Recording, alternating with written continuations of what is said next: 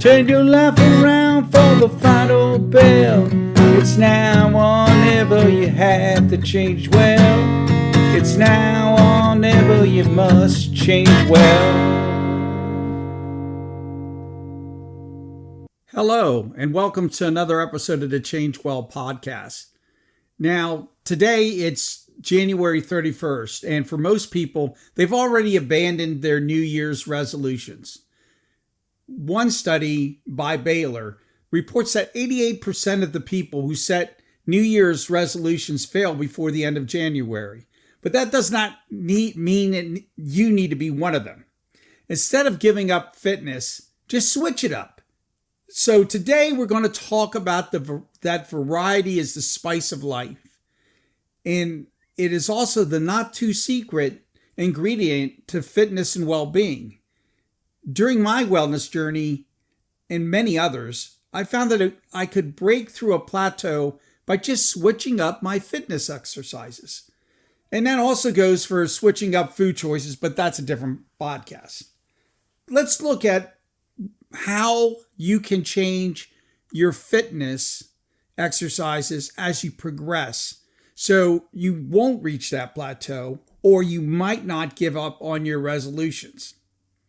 I'm going to talk about my wellness journey through 10 exercise routines and then one other that I'm going to start this year. So without further ado, here we go. So when I was clocking in at 350 pounds, I couldn't walk a quarter of a mile. And I really wanted to start walking thinking that was the easiest fitness exercise. It was too rough on my joints. So I decided to go into water aerobics.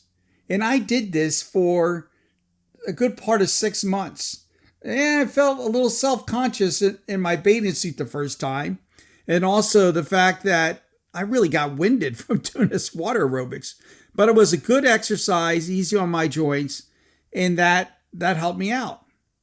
Now the next thing I did was, got through that, hit my plateau. I said, I'm ready for something else. So I decided to go to elliptical training. You might think I would go right to walking, but I still could not walk very comfortably. And this really was a problem in my psyche. My back would tighten up. And this is a guy who used to march with rucksacks for 20 plus miles. But my weight was just too heavy. And I needed to get some of my fitness back first. So I went on the elliptical trainer, which is easier on your joints. I would do intervals, first level 1 through 5, a minute each, and then levels 5 to 10, a minute each. What really helped me out during this time was I had a Facebook group with my sister-in-law, and I would post a poem about what exercise I would do each day. A typical exercise poem would be 5 miles of the typical rocking the elliptical. Okay, it's not a perfect rhyme, but there you go. So elliptical training was my next step. And I didn't give up. I kept to my resolutions. But I still was tight and I still wanted to walk. So I said, okay, I was dreading this. I have about the flexibility of a rock. And I said, okay, I'll try it. I will do yoga and stretching. So for the next 2 months, I went to beginner's yoga. I got to tell you one thing that shocked me. The thing that I lost the most weight out of was running or weightlifting or something like that. I lost the most weight when I was doing yoga. I guess it's really tough for me to stretch. One time I even lost 8 pounds in one session. It was that hot yoga, so maybe that was part of it. Flexibility is essential to fitness, and I still do flexibility. Right now I love the stretching routines on Peloton, and that's what I do. So I got through the stretching and yoga, and finally, I got to do what I really love. I love to walk and hike. I've lost some of the weight. I got my joints in sync. I learned how to stretch, and now I started walking and hiking. I think walking and hiking is the ultimate fitness exercise. You can do it anywhere. You can do it at work. I once did it walking around Devil's Lake in Wisconsin with my daughter and my wife, and it took a call on top of the mountain, or whatever, it's not a mountain, it's like a hill, for work. You can always walk for fitness. And if you're traveling, don't tell me you can't walk, because I did it for 2 years straight, traveling every week. All you do is you get your hotel 1 mile down the road, and then you walk to your work and you walk back. You got 2 miles in. Now, with walking and hiking, I was getting adventurous. And I actually still love this. I started doing Tabata. Now, I don't know if you know what Tabata is. It is something that was dreamed up in Japan. And basically, you do rapid bursts of an exercise and then take like a 10-second rest and then jump to another exercise. In my case of Tabata, I would alternate cardio with some weight-bearing exercises. So I'd have high intensity, something like doing push-ups, and then I would switch over to stair step for my cardio. And I did this after my walk, which really kicked my weight loss into gear. Now, again, alternate your cardio with your load-bearing, weight-bearing Tabata exercises to get the extra pump. Now, I was doing some weight-bearing exercise, I just said Tabata, but weightlifting is the second or the first best exercise to lose weight, believe it or not. It builds muscle, may not burn off the calories as much, but weightlifting is great. Now, I started weightlifting once I got the walking in gear, so I would walk and then transition to weightlifting. On Saturdays, I would weave in Tabata, and I still do.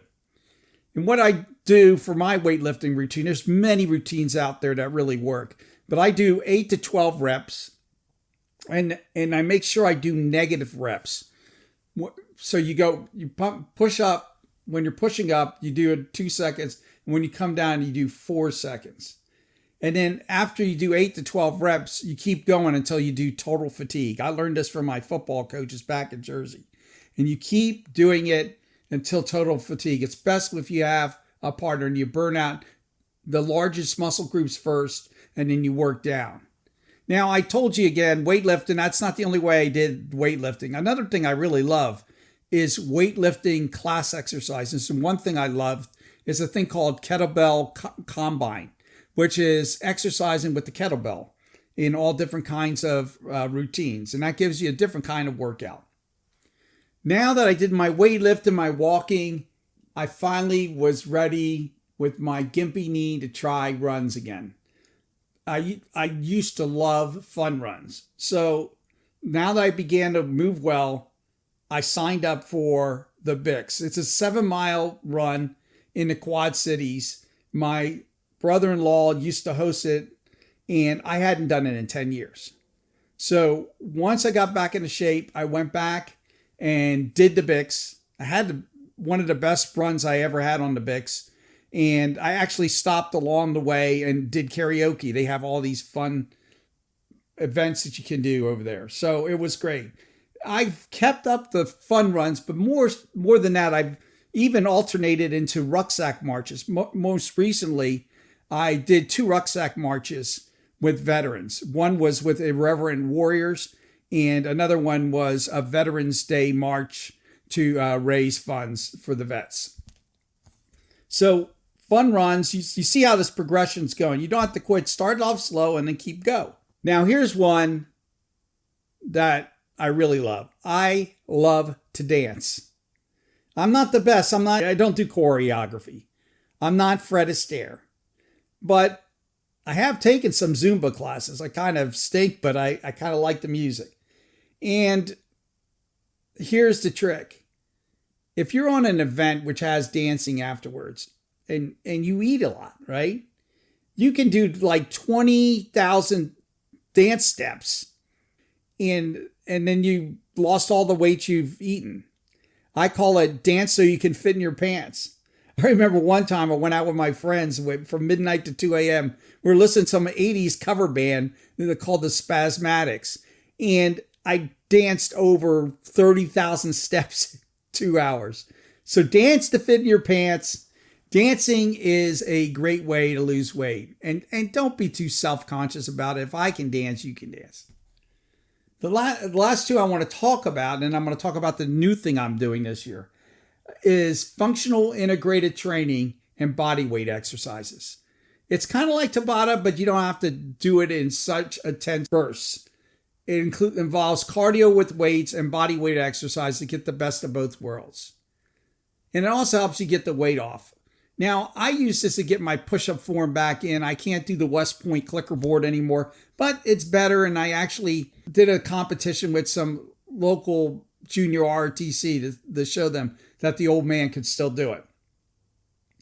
The last thing, and I do this, and I've talked about this a lot, is spinning. I love Peloton.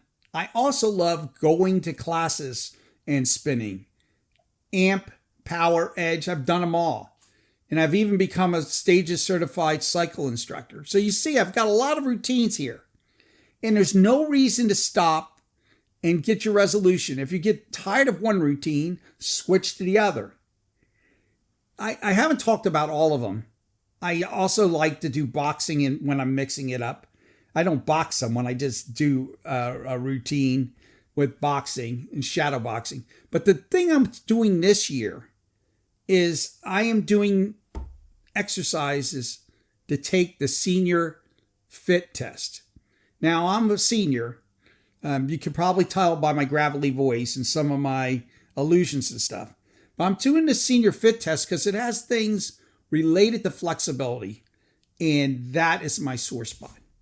And I'm going to start training for these flexible events. I think I'll kill like the push-ups and other things, but I think I will not be good at. Like there's one where you have to stand up while you're sitting on the floor. I can't wait to try that. But that's going to start in mid-February, and I'll have more about that in another podcast. So there you have it. Don't stop. Just switch it up. Here's 10 ideas.